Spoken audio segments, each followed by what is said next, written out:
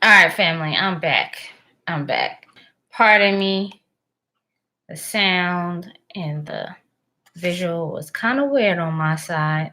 So I wanted to make sure to start fresh so you all will be ready for this lesson. So let's go.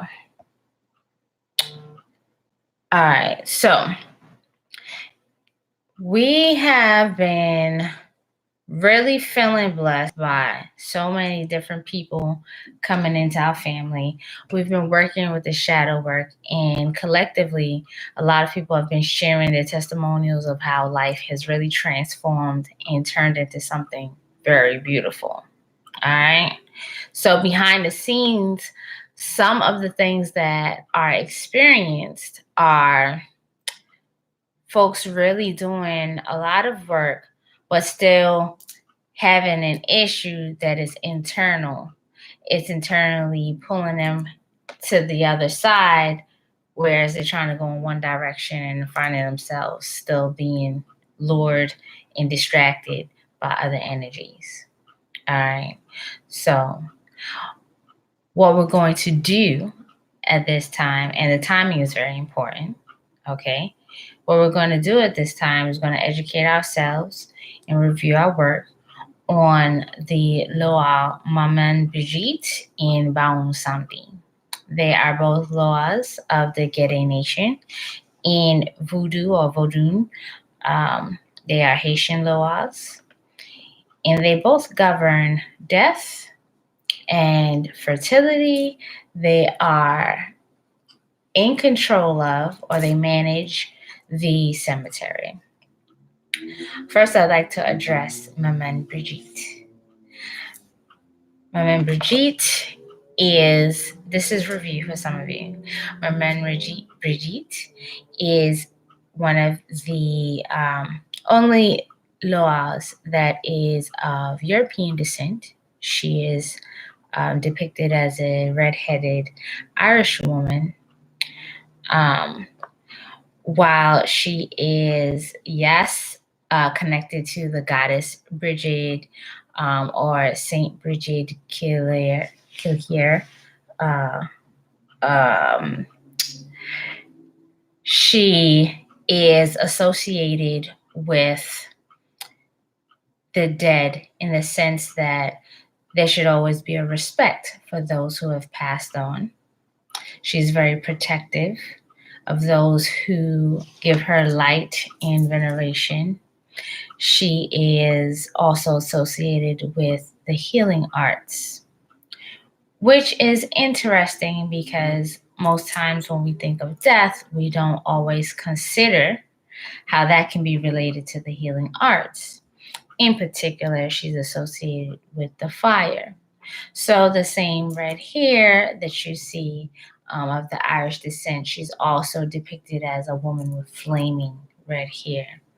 A lot of the healing arts are associated with the purification rites of fire, the transformational power of fire, and again, how death is a representation of this transformation, but a transformation that is very powerful and not just like a little pivot in life, but a total transformation, a total rebirth, a total death of what is old and letting it go on and stay dead.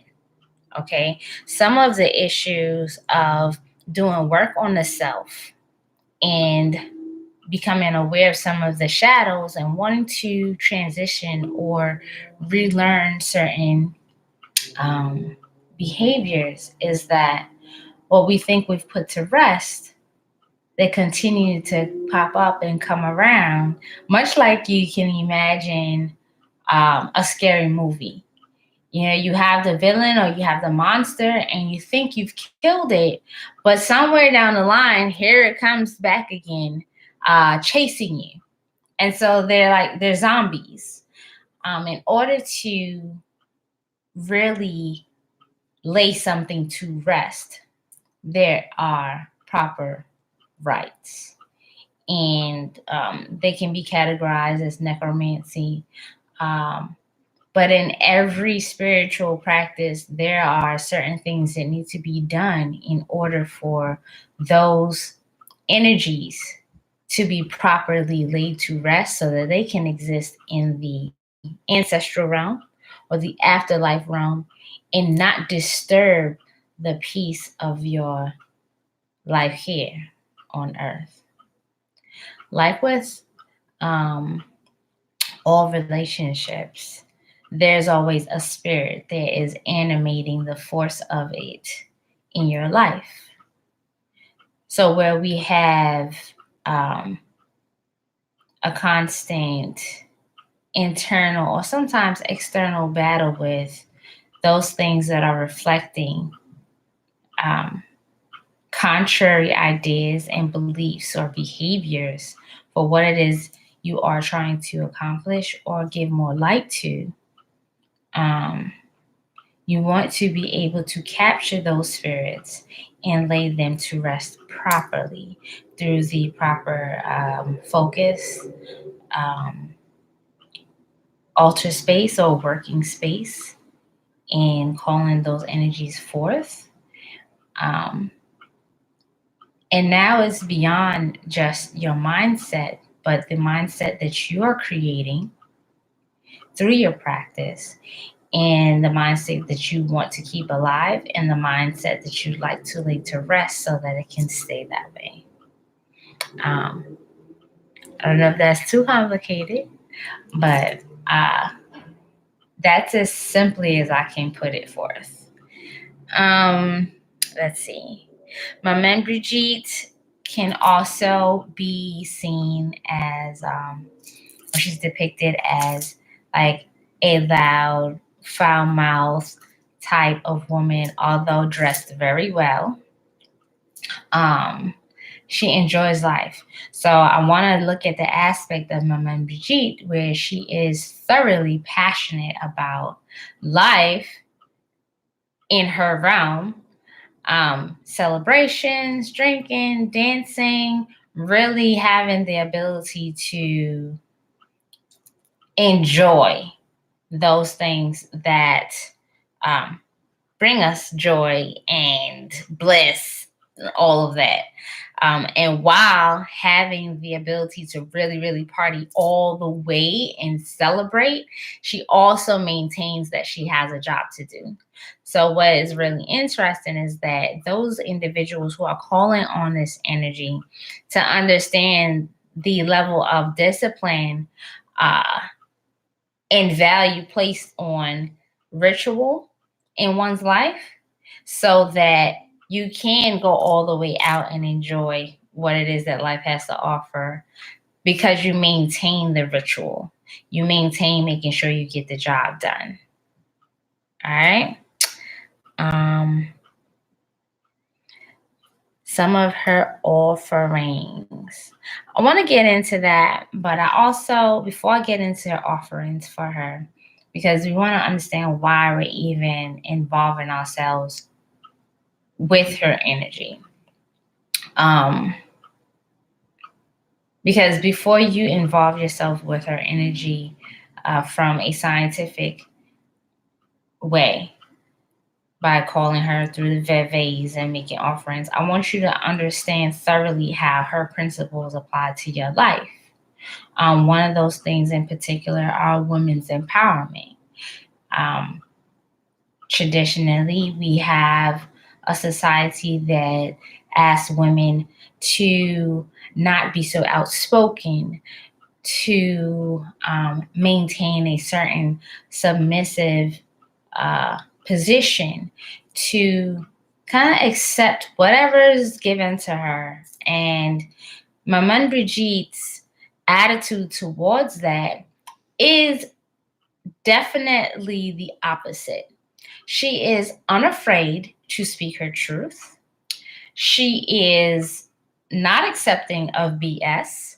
So while calling on this energy, it's very important that for the women, if you are involved in a relationship of some sort, that if that man in your life is not presenting himself respectfully towards you or taking care of what it is that he has said he would take care of, which is another thing associated with respect, then that relationship will be challenged on a whole nother energetic level, because she's not accepting of it. And if you're doing work to invoke that level of empowerment, as when you're doing shadow work, if you understand what it is that you're looking for, because you want to exude and exist in a certain level of respect for yourself, then she will assist to make sure that that kind of relationship does not get maintained in your reality. All right. So she's protective. She'll also make sure to protect you from your enemies. And here I want us to highlight that the enemy in particular in this work would be aspects of yourself that you have not been willing to really lay to rest or to step in front of to demand a level of respect that is, I am in charge of my own destiny. All right. So let's see. Anything else I want to share with you? Yes, I'm going to be giving out a supply list right now. There'll be another video that will go into more details, but I wanted to begin with this feminine energy.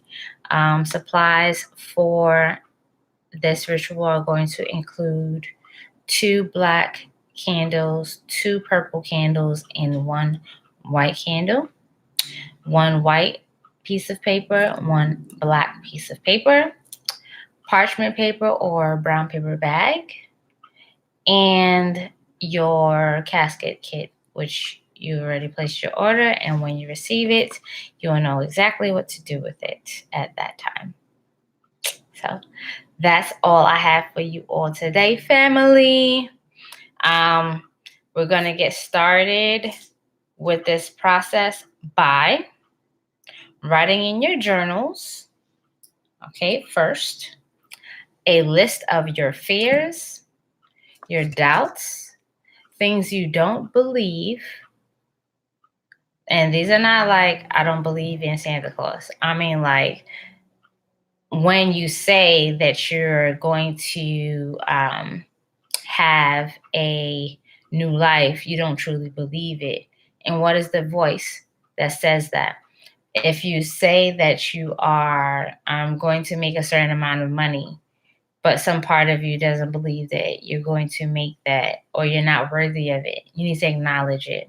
So in your journals, you're going to start with this preliminary list: fears, doubts, Debbie Downers, right? The voice to those kinds of energies needs to receive a name. Okay? You will give a name to those internal monsters that are continuously eating away at your joy.